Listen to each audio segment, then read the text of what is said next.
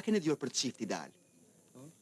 Ju jeni. Sot aktori korçar Marko Bitraku do të festonte 75 vjetorin e lindjes. Ai lindi më 15 janar të vitit 1951 në lavdar të Oparit të rrethit të Korçës. Pas mbarimit të studimeve të larta në Institutin e Lartë të Arteve, në vitin 1974 fillon punën si aktor profesionist në teatrin Andon Zako Çajupi të Korçës. Në skenën e këtij teatri do të interpretojë me 10 role, të cilat do ta bëjnë të njohur për publikun ardashës. Këtu mund të përmendim interpretimet e tij në rolin e Beaumarchais, në komedin Berberi Seviljes, apo rolin e Hajnit në dramën Franku i Pest, i Dyren Mat.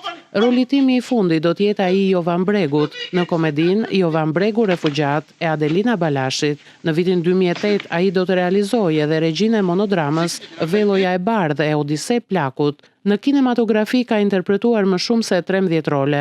Roli i tij i parë do të jetë në filmin televiziv Flamur në Dallg në vitin 1977. Mëtej do të vazhdonin role të tjera, si ai i komandantit të xhandarëve në filmin Mësojnëtorja në vitin 1979, roli Selmanit në filmin Asgjë nuk harohet në vitin 1985, rolin e Rushkës në filmin Njerëz në rrym, rolin e Samiut në filmin I dashur armik në vitin 2004 e të tjerë. Interpretimi më I fundit I aktorit Marko Bitraku është në filmin Kronik Provinciale në vitin 2009. Aktori mirënjohur dhe I dashur për publikun korçar e atë shqiptar është ndar nga jeta më 8 tetor 2015.